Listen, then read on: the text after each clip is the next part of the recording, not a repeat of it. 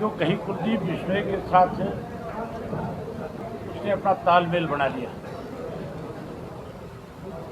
अब क्या सोच के उसने ये फैसला लिया वो अलग बात है, लेकिन जैसे इनको पता लगा स्वामी जी ने तुरंत जो है अपनी पार्टी के साथियों की बैठक बुलाई और बैठक बुला करके ये फैसला लिया कि हम इंडियन नेशनल लोकदल पार्टी को सपोर्ट करेंगे। और मेरा और स्वामी जी का आपस में संपर्क हुआ और स्वामी जी ने आज की तारीख तय कर ली। आज जब स्वामी जी अपने समर्थकों के साथ यहाँ ऑफिस आ रहे थे तो कल ही इनको कुलदीप बिश्नोई के एक समर्थक ने इनको टेलीफोन करके धमकी दी थी इस बात की कि अगर आप आदमपुर में आओगे, आदमपुर में आकर के कोई ऐसा समर्थन या उनको सहयोग करोगे तो फिर आपके साथ बुरा सलूक किया जाएगा। हालांकि मैं जब ये रुके हुए थे, रास्ते में रोकी थी गाड़ी मैंने, मुझे भी इस बात की जानकारी मिली थी। मैं तो चाहता था कि मेरे साथ बैठ करके आए, लेकिन ये अपने समर्थकों के साथ आना चाहते थे। कुछ समर्थक इनके पीछे रह गए। हैरानी की बात है कि कितने बौखलाए हुए हैं बीजेपी के लोग जो है। आज जब ये अपने समर्थकों के साथ आ रहे थे तो इनकी गाड़ियों के ऊपर उन्होंने हमला बोल दिया, अनेक गाड़ियों के शीशे तोड़ दिए, अनेक लोगों के चोट लगी। और जो उसने कल थ्रेट किया था वो रिकॉर्डिंग इनके पास है। ये बौखलाहट की निशानी है। प्रजातंत्र में हर व्यक्ति को इस बात का अधिकार है कि वो किसको चुनाव लड़ाए, वो किसको अपना समर्थन दे, किसको अपना वोट दे, किसके साथ राजनीतिक उनके तालमेल बढ़े। आज स्वामी जी जो है अपने सैकड़ों साथियों के साथ, जो इनकी पार्टी है जनता कल्याण मोर्चा, तो जनता कल्याण मोर्चा के जितने भी पार्टी के पदाधिकारी हैं उन सबको साथ लेकर के आए हैं और इन्होंने इंडियन नेशनल लोकदल पार्टी के प्रत्याशी को अपना आशीर्वाद दिया है। अब हम इस चुनाव को अगले जो 10 दिन बचे हैं उन 10-11 दिन के अंदर संयुक्त रूप से हम इकट्ठे होकर के उस चुनाव को लड़ेंगे। और जो कुलदीप बिश्नोई के समर्थकों ने कुलदीप के इशारे पे किया, हम उसके बारे में भी लोगों को जानकारी देंगे, बताएंगे।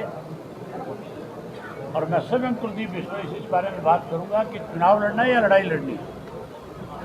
अगर इतना घमंड है कि वो कहीं बदमाशी के बलबूते पे हमारी पार्टी के साथियों को या हमारे समर्थकों को रोकने की कोशिश करता है, तो मैं उससे पूछ भी लूँगा आज कि क्या चाहते हो तुम।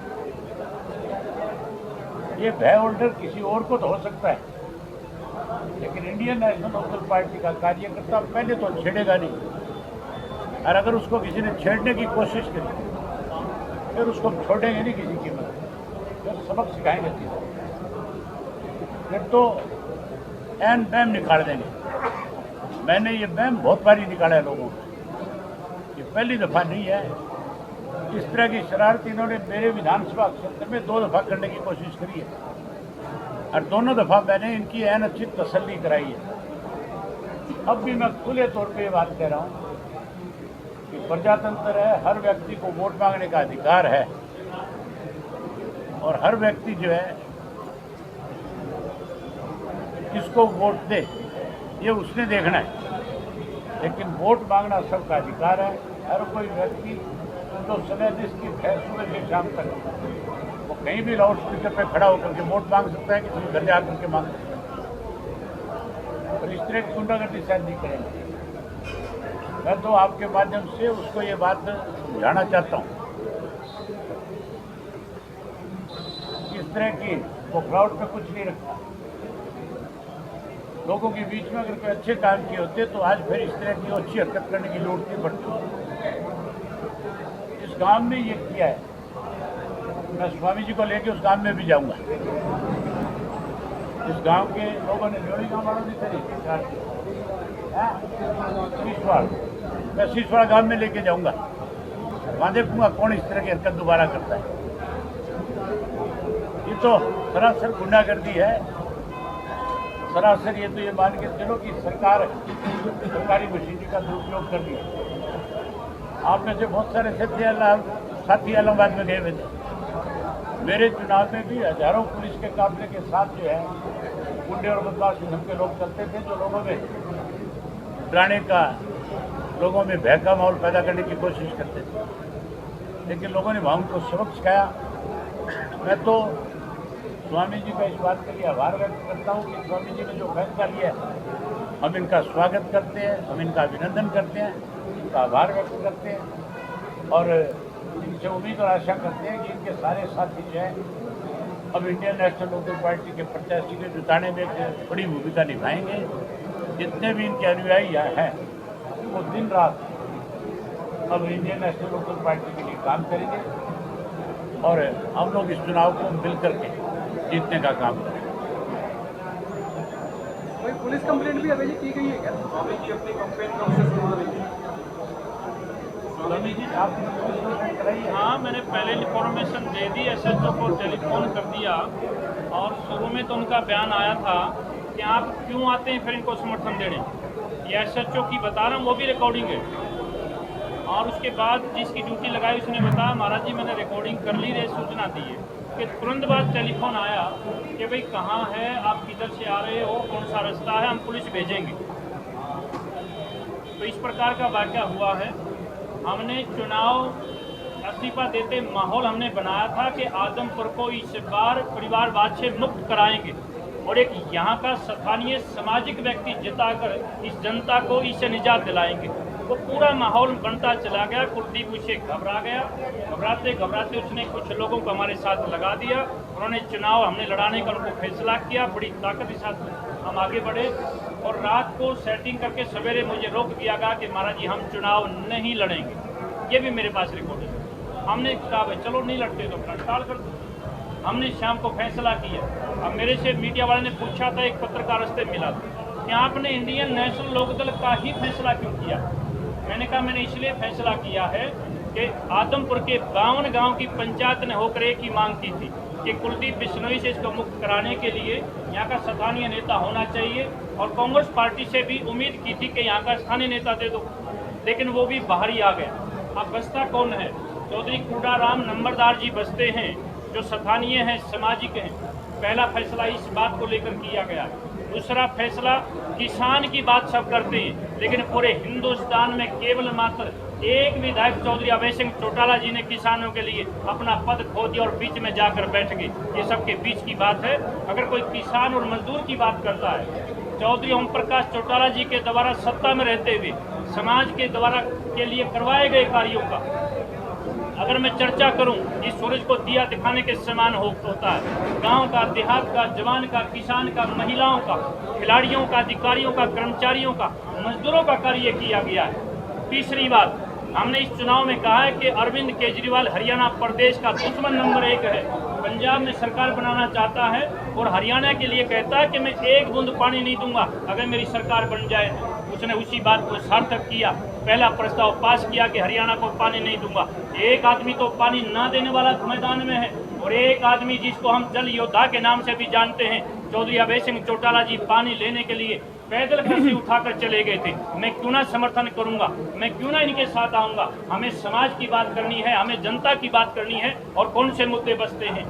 या तो केवल या फिर दूसरी पार्टी या बीजेपी का कोई भी नेता इस बात का बयान दे दे कि भाई आदमपुर को मुक्त नहीं होना चाहिए या एक ही परिवार को लड़ना चाहिए। बार बार सारे लोग लाइन में लगे हुए हैं, दिन रात एक करे हुए हैं कि किसी तरह से अब ये चौथी पीढ़ी यहीं से जीत जाए। ये प्रजातंत्र की बात नहीं है, लोकतंत्र की बात नहीं है। और आज अभय सिंह चौटाला जी ने हमारे जनता कल्याण मोर्चे को सहारा दिया है और हम इस बात का फख्र करते हैं। हम उस पार्टी के साथ मिलने का काम कर रहे हैं जिसके हरियाणा प्रदेश के 5 बार मुख्यमंत्री रहने वाले चौधरी ओम प्रकाश चौटाला जी हमारे बीच में आज भी मौजूद हैं, जो लौह पुरुष माने जाते हैं। जनता की सरकार तो केवल इनेलो की सरकार होती थी, जो गांव में जाकर पंचायत लगाकर पूछती थी और कहते थे आज के मुख्यमंत्री के निवास पर कोई जाकर दिखा दे, कोई गांव में बुलाकर दिखा दे, कोई साइन कराए तो कागज फेंकते हैं, कोई फोटो उतरवाए तो उसका मोबाइल तोड़ते हैं, अगर कोई और कुछ बात करे उसको धक्के मारे जाते हैं। मैं क्यों ना इनेलो को समर्थन दूंगा?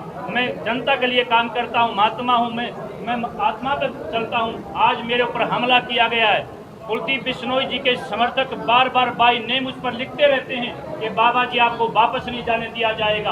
अब मैं कैसे डर सकता हूँ? साधु संत कभी वापस नहीं मरते हैं, संत शेर और सुरमा आगे आगे बढ़ते हैं। जन्नी जने तो भक्त जन या दाता या सूर, ना तो जन्नी बांजरे कहें गवाए लूं। मैं बाजी लगा कर आया हूँ और मेरे 10,000 पदाधिकारी हैं, पूरे हरियाणा प्रदेश के आदमपुर के अंदर रहेंगे। या कोई हमारा पहचानने वाला नहीं है क्या? जानने वाला नहीं है क्या? या यहाँ पर युवाओं की फौज नहीं है, सामाजिक लोग नहीं है? मेरे को सरेआम रोड के ऊपर पत्थर मारे गए, गाड़ियों के शीशे तोड़े गए, हमारे आदमियों को चोट लगी है।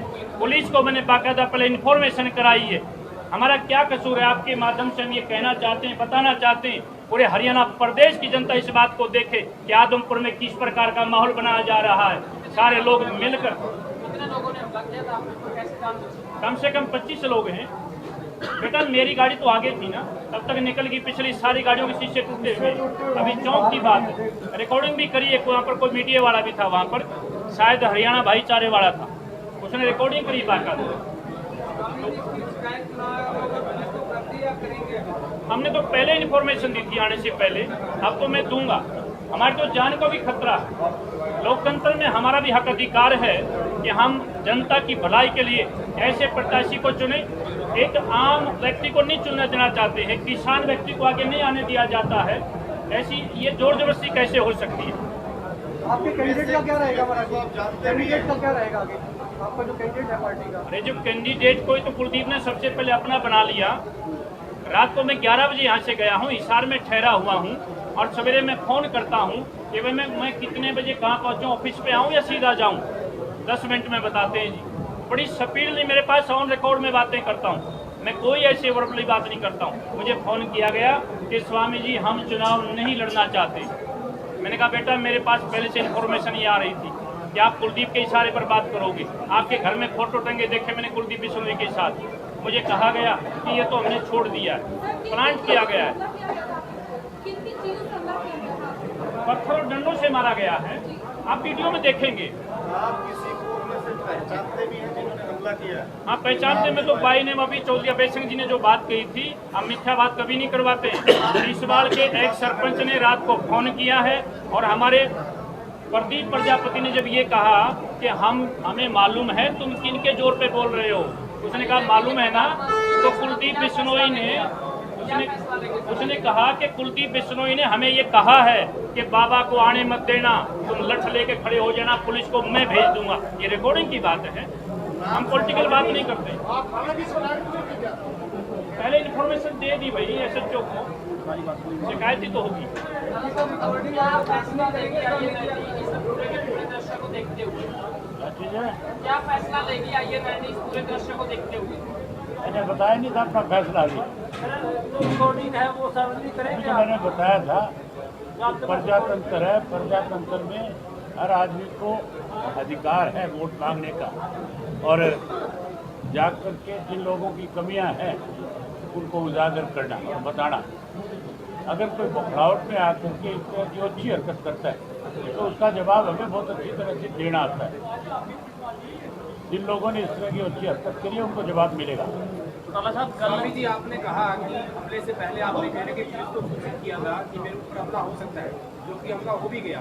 क्या हमले के बाद अब आप जो है पुलिस को या अभी रास्ते में पुलिस की गाड़ी मिली थी, मैंने गाड़ी अपनी रोकी, वो SHO भी थे, उनको मैंने रोक के बताया कि भाई हमने आपको फ़ोन भी कर रखा था, आप लोग इतनी देर से जा रहे हो, हमारे लोगों को रोक रखा, पत्थर मार रहे हैं। मैं वहाँ रुकना नहीं था मुझे, मैं सीधा निकल के आया हूँ।